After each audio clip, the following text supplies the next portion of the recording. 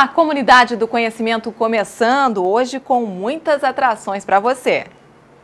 No nosso quadro Manhã, dedicado aos papais e mamães de primeira viagem, vamos falar sobre dificuldades no aprendizado infantil. E a preocupação com a dengue em Maringá é grande. Uma pesquisa apontou um alto índice de infestação do mosquito aqui na cidade. Por isso vamos bater um papo sobre os cuidados com a água. Já que as festas de fim de ano estão aí, aprenderemos a fazer um anjo para o presépio. O Comunidade do Conhecimento já está no ar.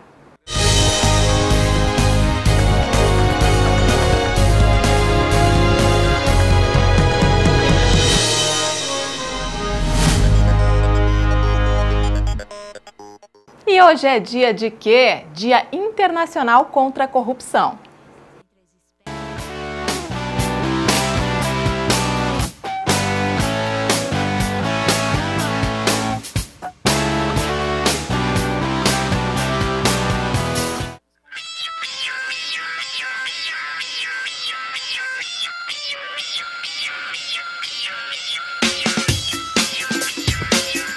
O Dia Internacional contra a Corrupção é uma referência à assinatura da Convenção das Nações Unidas contra a Corrupção, que ocorreu no México em 9 de dezembro de 2003. Mais de 110 países assinaram a convenção, que entrou em vigor internacionalmente no dia 14 de dezembro de 2005. A convenção também prevê a cooperação para a recuperação de somas de dinheiro desviados dos países e a criminalização do suborno, lavagem de dinheiro e outros atos de corrupção, além de estimular os países membros a desenvolver e implementar iniciativas sobre o tema.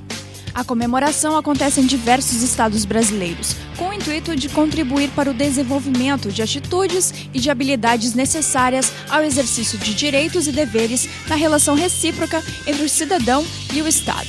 O objetivo é promover ainda a cidadania e o fortalecimento do controle social com ações de prevenção e combate à corrupção e transparência na gestão pública e controle social.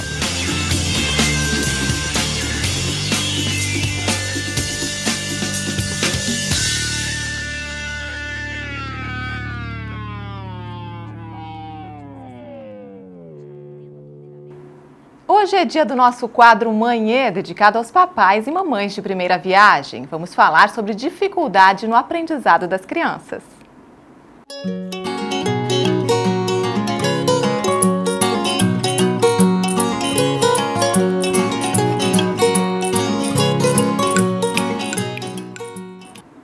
E para falar sobre o assunto, eu recebo nos nossos estúdios a psicopedagoga Jennifer Evangelista. Muito obrigada pela sua participação aqui no nosso programa, Jennifer. Eu que agradeço, Dani. Jennifer, vamos começar então falando de onde é que surgem essas dificuldades no aprendizado infantil? Então, na verdade, ela é identificada na escola, né? Quando a criança começa a época de alfabetização, os professores vão identificando algumas dificuldades que as crianças têm em aprender, né, em desenvolver mais, e é onde eles encaminham para um profissional, como o psicopedagogo. Isso. Uhum. Essas dificuldades, Jennifer, elas podem ser emocionais e podem ser físicas também? Isso. Uhum. Na verdade, quando a criança está passando pelo processo com um psicopedagogo, é onde a gente identifica isso, se ela é só emocional ou se ela também é física, né? Se é uma dificuldade dela, né? E muitas vezes a gente identifica que é algum trauma que a criança teve, né? Quando pequena ainda, e esse trauma impede ela de aprender. Ou então também ela pode ter uma dislexia, né? Que é um problema causado que muitas crianças hoje têm. Ou a descalculia, que é uma dificuldade na matemática que a criança tem também. E tem a disgrafia, que é uma dificuldade também que a criança tem. E a gente vai identificando isso para poder trabalhar com uma criança junto com uma escola, né? A escola também se adapta à dificuldade da criança.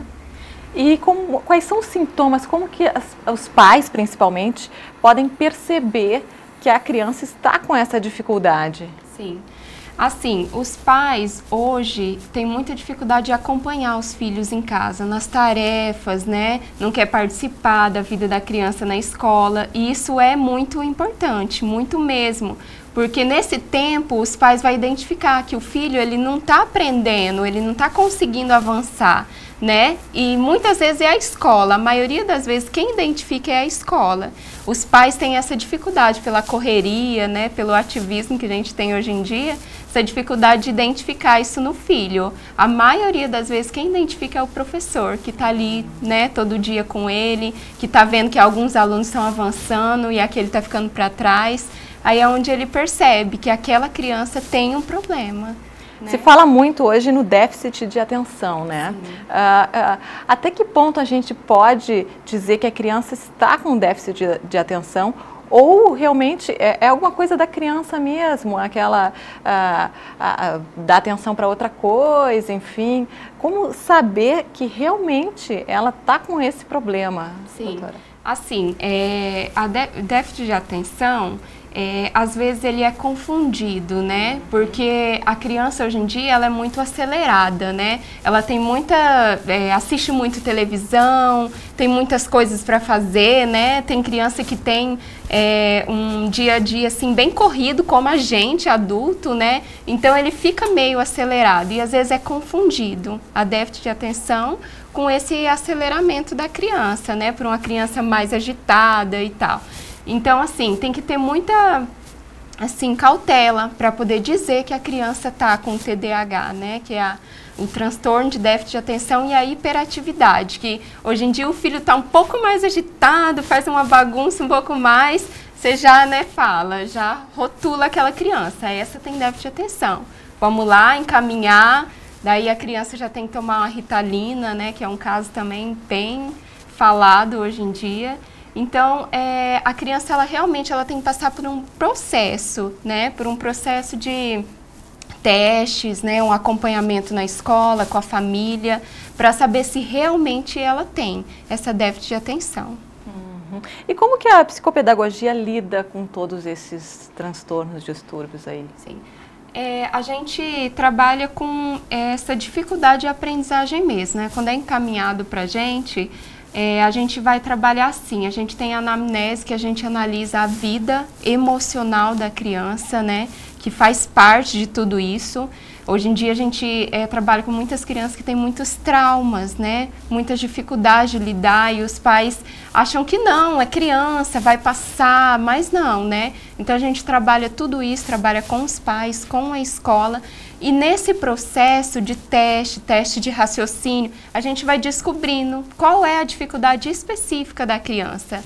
E nisso a gente vai trabalhar junto com a escola, junto com a família, para juntos a gente poder identificar o problema certo da criança e poder trabalhar com ela na realidade dela, né? Porque às vezes a gente meio que exclui o aluno, né, da sala de aula porque é bagunceiro, mas não, ele tem um problema que o professor não está sabendo lidar, ou os pais não estão sabendo lidar. Então, junto a gente vai trabalhar para essa criança ter, assim, um final feliz, né, tipo na escola, que é o que a gente quer. E como que é feito esse trabalho, doutora? Como que é esse tratamento, digamos assim? Olha, na psicopedagogia, a finalidade maior é chegar nesse ponto mesmo, de descobrir qual é o problema da criança. E depois, se a criança tiver a necessidade da gente continuar um tratamento, daí a gente trabalha mais com o raciocínio da criança, entendeu? Porque se for emocional, daí vai ser trabalhado com a família. Porque chega um ponto que, como psicopedagoga, a gente precisa encaminhar ou para um psicólogo para, né, ir mais a fundo nisso, ou para um fono, porque tem muitas crianças que têm a dificuldade de aprendizagem porque ela tem aquele problema na fala, né? Daí a gente encaminha para um fono ou para o neuro. Então, não fica só na psicopedagoga, né? Ele vai mais a fundo às vezes. E a família principalmente, ela vai ter que saber lidar, né? Ela tem que se posicionar, ela tem que aceitar, né, que o filho, ele tá numa realidade de uma dificuldade que às vezes pra gente adulto é pequena, mas pra criança é algo assim muito grande, é um problema grande, né? Ele está ficando para trás em sala de aula, às vezes é uma dificuldade igual a criança que tem dislexia.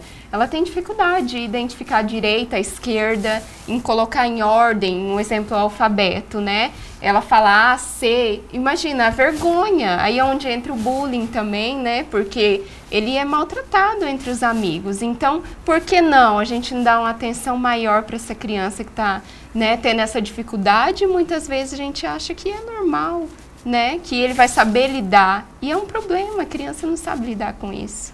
E era justamente isso que eu ia falar.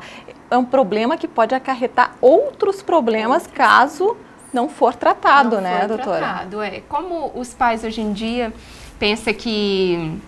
Hoje em dia não, na verdade isso vem há muito tempo, né?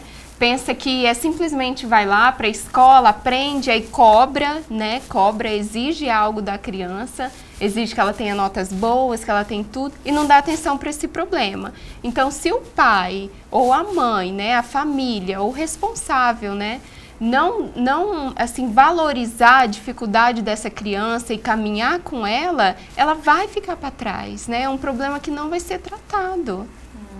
Aí entra também a depressão infantil, Sim, doutora? Hoje em dia, muitas crianças, elas têm a depressão infantil, que na verdade dizem que é o mal do século, né? A depressão, não só infantil, né?